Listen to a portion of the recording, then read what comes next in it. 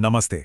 आज हम एक ऐसे राज से पर्दा उठाने वाले हैं जो आपकी पूरी दुनिया को बदल कर रख सकता है। ये सिर्फ कोई फलसफा नहीं है, ये वो ताकत है जो हमारे विचारों में छिपी है और इसे सिखाया है महान आध्यात्मिक गुरु डॉक्टर वेन डायर ने। तो क्या आप तैयार हैं अपनी हकीकत को अपने हाथों से लिखने के लिए?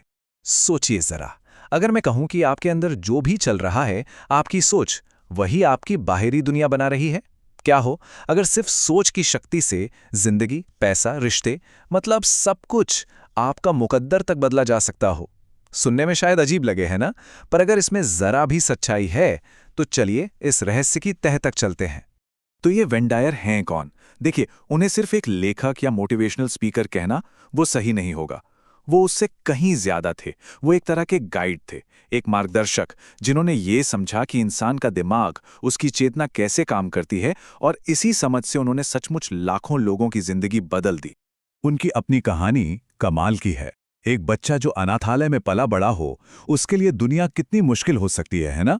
लेकिन डायर ने कभी खुद को एक विक्टिम, एक पीड़ित की तरह नहीं देखा। उनका मानना था कि अगर आप सोचते हैं कि आप एक शिकार हैं, तो आप कभी जीत ही नहीं सकते।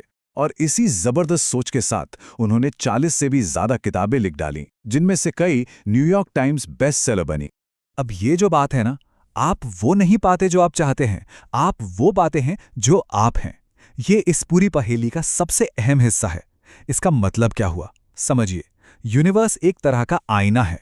ये आपकी इच्छाओं को नहीं, बल्कि आपकी असलियत को देखता है। अगर आप चाहते तो अमीरी हैं, लेकिन अंदर से दिल में कमी का डर है, या ये महसूस करते हैं कि आप उसके लायक नहीं, तो यूनिवर्स को सिग्नल किया जा रहा है, कमी का, बहुतायत का नहीं। तो चलिए अब सीधे मुद्दे पे आते हैं। आखिर ये आकर्षण का नियम, ये लॉ ऑफ अट्रैक्शन है क्या भला? वेन डायर साफ कहते हैं, ये सिर्फ अच्छा सोचना यानी पॉजिटिव थिंकिंग नहीं है। नहीं, यह एक अटल नियम है, एक यूनिवर्सल लॉ। इसको ऐसे समझिए जैसे ग्रेविटी का नियम है। आप सेब को ऊपर फेंकेंगे, वो नीचे ही आएगा। आप माने या ना माने, नियम काम करता है। ठीक वैसे ही ये भी एक दैवीय नियम है। ये पूरा का पूरा ब्रह्मांड एक बहुत बड़ा एनर्जी का मैदान है, और हमारा हर एक विचार, हर एक एहसास एक खास फ्रीक्वेंसी पर वाइब्रेट करता है, कांपता है। और आप बस उसी चीज को अपनी तरफ खींचते हैं जिसकी फ्रीक्वेंसी पर आप खुद वाइब्रेट कर रहे हैं। तो फिर ये पूरी प्रोसेस काम कैसे करती है? बड़ा सिंपल है। देखिए, सबसे पहले आता है एक विचार। वो विचार एक भावना को जन्म देता है, एक इमोशन को।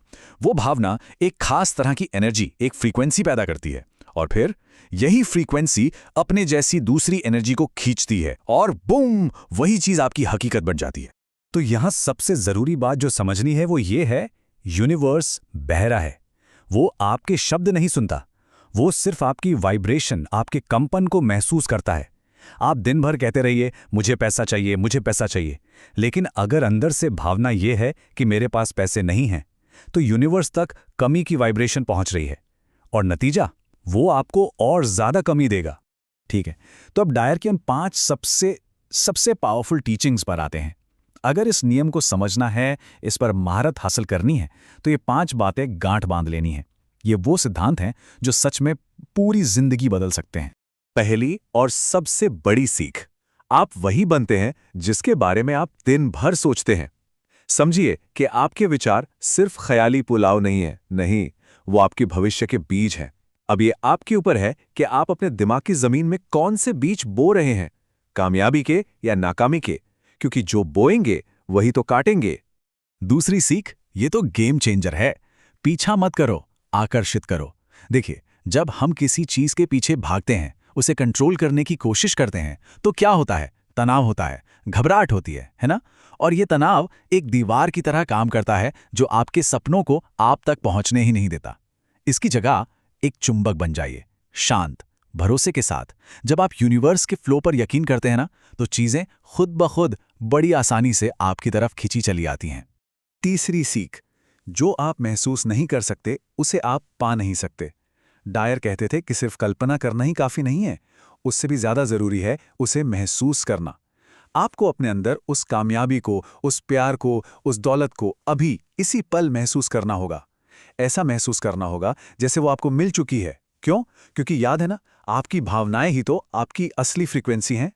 चौथी सीख है अपने ईगो, अपने अहंकार से ऊपर उठकर अपने हायर सेल्फ से जुड़ना।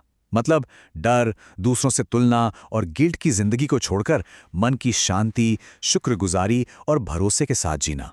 और पांचवी सीख इसी से जुड़ी है, एडवांस में शुक्रगुजार होना। जो आप चाहते हैं वो मिलने से पहले ही उसके लिए थैंक यू कहना। ये यूनिवर्स को एक बहुत पावरफुल सिग्नल भेजता है कि आप उसे पाने के लिए पूरी तैयार हैं। तो चलिए, अब थ्योरी बहुत हो गई, अब बात करते हैं प्रैक्टिस की।